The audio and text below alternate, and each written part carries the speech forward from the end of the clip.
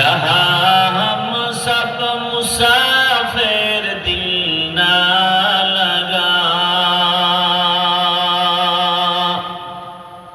अहले दिल की नजर से रूह करता जा,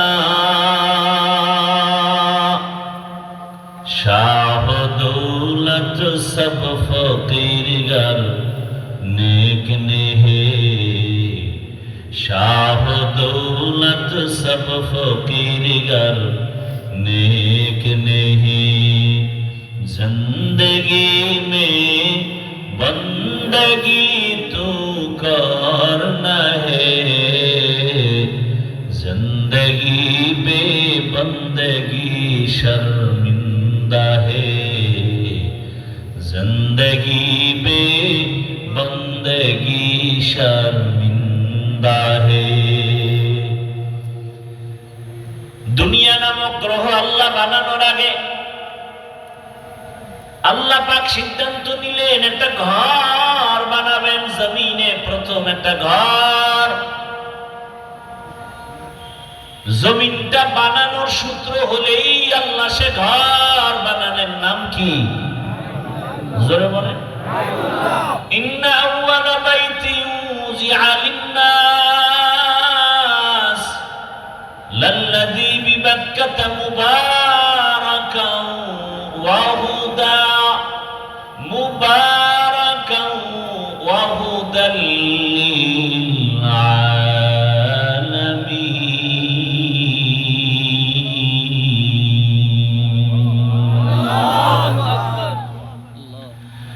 আল্লাহ জমিনের প্রথম ঘর বানাইলেন বাক্কা নগরীতে, বাইতুল্লাহ,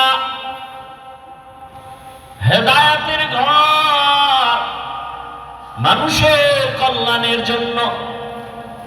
সেই বাইতুল্লাহ জিবরাইল আমিন ফেরেশতার মাধ্যমে আল্লাহ বাইতুল্লাহ প্রথম নির্মাণ করালেন, আদম নবী দিয়া পুনর্নির্মাণ করালেন। নূহ আলাইহিস সালাম আসেন তুফানে, ওই বাইতুল্লাহ সহ পুরা জমিন সাফ হয়ে গেল।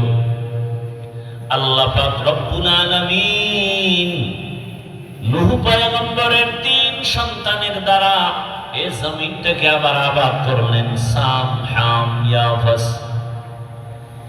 আবাদ করিয়া এই জমিনের মধ্যে আল্লাহ পাক রব্বুল আলামিন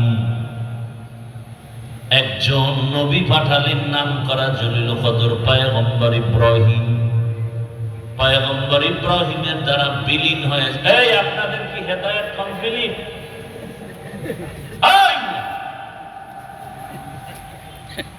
একজন মানুষ জরুরতে উঠতে পারে একসাথে, এই সমস্ত দৃষ্টতা কেন?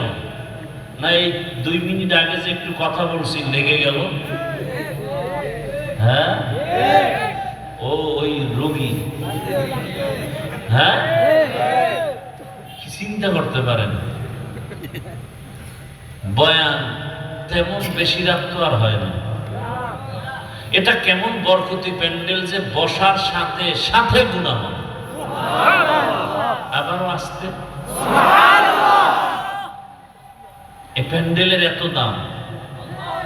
এরকম একটা মজলিস আল্লাহ নিজে ফেরেশতা দিয়া আরশে আজিমে বর্তমানে মিলাইয়া আমাদের গুণগান গাইতেছেন, যে আমরা কত ভালো বিরিঘর, আল্লাহকে প্রশংসা করতেছেন।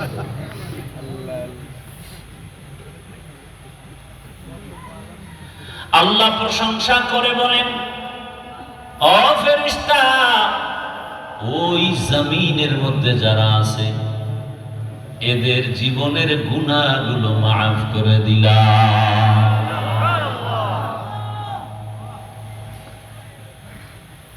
তো ইব্রাহিম আলাইহিস সালামের দ্বারা কাবা পুনর্নির্মাণ করা হলো, সহযোগী কে? ওই বাইতুল্লাহ বানালেন ইব্রাহিম আলাইহিস সালাম। এমন সময় আছে মানুষগুলো মূর্তির পূজা করে, যার ঘরে আছে বাবাও মূর্তি পূজা করে। ওই মূর্তি পূজা করে। ইব্রাহিম আলাইহিস সালাম এর বিরুদ্ধে তাওহীদের বাণী নিয়ে দাঁড়ায় গেলেন। আল্লাহর হুকুমে হিজরত করে ফিলিস্তিন চলে গেলেন। আল্লাহর হুকুমে কাবা নির্মাণ করে হজের এলান দিলেন। ওই বাইতুল্লাহ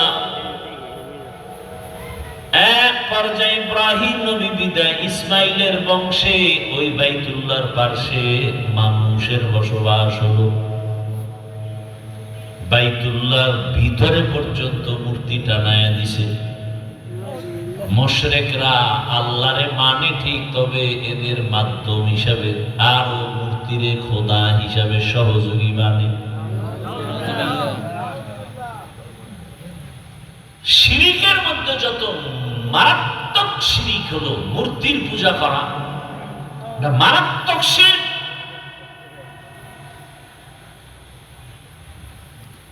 এই মুশরিকরা বাইতুল্লাহরও সম্মান করে। কেমন সম্মান? কাপড় চোপড় নিয়ে যায় না, উলঙ্গ নারী পুরুষ একসাথে গিয়ে তাওয়াফ করে। কেন? আমাদের কাপড় চোপড় ভালো না, না পাক। বাইতুল্লাহ এত দামি একটা ঘর,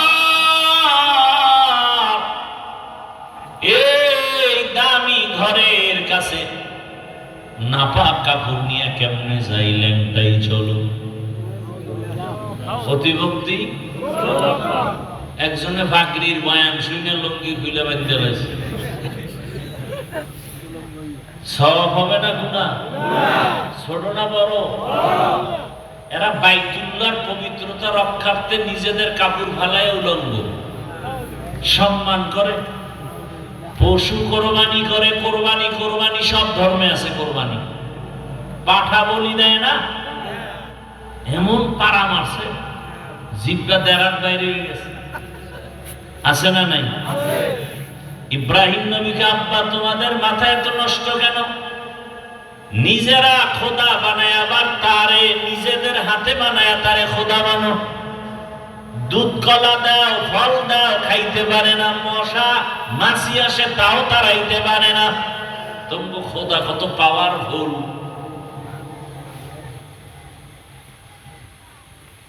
ওই মুশরিকরা পশু জবাই করে রক্তটা দেওয়ালে মাখে বাইতুল্লাহর দেওয়ালে, আর মনে করে আমগো কোরবানি করুন। আল্লাহ আয়াত নাযিল করলেন। আমি যে আয়াতটা খুব ভয় করেছিলাম, লা ইয়ানালাল্লাহু লুহুমুহা ওয়ালা দিমাউহা ওয়ালাকিন ইয়ানালুহুত তাকওয়া মিনকুম। নবী আপনি জানায় দেন, হে মুশরিকের দল, তোদের রক্ত তোদের গোশত আল্লাহর কাছে পৌঁছে না। পৌঁছে কি? কি? হর কে দার খৌফে হকদার দিল মদর জন্নতুল মাওয়া দেহত উরা মাকাম জুজবা হক জি সে মখাজ ইনসো জা ফজলে উআ মস্তে দর জুমলা জাহান। আল্লাহ তাআলা জানায় দিলেন এই রক্ত মাখা চলবে না।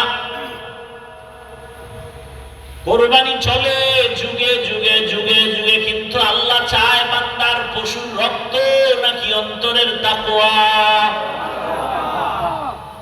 আল্লাহ তাআলা এই কোরবানি নিলেন ইব্রাহিম থেকে, এই কোরবানির পরীক্ষা নিলেন ইসমাইল থেকে, এই কোরবানির পরীক্ষা নিলেন মা হাজরা আলাইহিস সালাম থেকে, এই কোরবানি নিলেন রহমতের নবী মুহাম্মদ সাল্লাল্লাহু আলাইহি ওয়াসাল্লাম থেকে। আল্লাহ নিজে বললেন, ইন্না আ'তাইনাকাল কাউসার ফাসাল্লি লিরাব্বিকা ওয়ানহার। হে রাসূল, আপনার রবের জন্য নামাজ আদায় করেন, কোরবানি করেন। কোরবানির আগে নামাজ না, নামাজের পরে কোরবানি? নাকি আগে কোরবানি? নামাজ আগে, তারপরে কি? আল্লাহ বলেন ফাসাল্লি, নামাজ আদায় করেন, ওয়ানহার, এরপরে কোরবানি করেন। আমি আল্লাহ দেখবো না কে কত কেজি গোশত পাইছো, আমি দেখবো তোমার অন্তরের তাকওয়া। ও ভাই, কি আছে তাকওয়া? একটা গরুতে কয়জন? বাঘে কত করে বলে? 30,000। আচ্ছা, যদি আরো 500 টাকা বেশি লাগে দিবেননি? দিবেন না? 500 টাকা দিতে পারেন, 100 টাকার চামড়াটা কওমি মাদ্রাসায় আল্লাহর ওয়াস্তে দিতে পারেন না? এখানে তাকওয়া কর। কওমি মাদ্রাসায় কোরবানির চামড়াটা দিবেন, ওখানে এতিম অসহায় থাকে, কওমি মাদ্রাসায় দেওয়া ডবল সওয়াব। আসতে বলেন কেন? কাঁচা মনে করতেছেন না? কি আমার ইমান কাঁচা না আপনারটা কাঁচা? কি ভাবছেন? কি কওমি মাদ্রাসায় চামড়া দিবেন, কারণ পৃথিবীতে একটাই মাদ্রাসা, কওমি মাদ্রাসা, যেখানে সরকারের কোনো বরাদ্দ নাই, সব জনগণের হালাল ঘামের টাকায় চলে। পৃথিবীতে সেবামূলক যত সংস্থা আছে, মানুষের সেবা করার শ্রেষ্ঠ সংস্থা কওমি মাদ্রাসা। লক্ষ লক্ষ এতিম গরিবের বিনা টাকায় কিতাব দেয়, বই দেয়, জামা দেয়, কাপড় দেয়, খানা দেয়। হুজুরেরা বেতন পায় 5,000, 6 মাস বাকি। সেই মাদ্রাসার বিরুদ্ধে যারা কথা বলবে, ওরা নিকৃষ্ট অন্তর খারাপ ওয়ালা মানুষ। ওদের মতো খারাপ অন্তরওয়ালা কেউ নাই। আমি চ্যালেঞ্জ দিয়ে গেলাম, লিখে রাখো, কওমি মাদ্রাসায় কোরবানির চামড়াটা আল্লাহর রাস্তে দিবা, ডাবল সওয়াব, ডাবল সওয়াব। আমার এই চ্যালেঞ্জ পারলে কেউ গ্রহণ করো। সেবা সংস্থা বাংলাদেশে যত আছে, এর মধ্যে পিওর নির্ভেজাল সেবা সংস্থা, নিঃস্বার্থ কওমি মাদ্রাসা।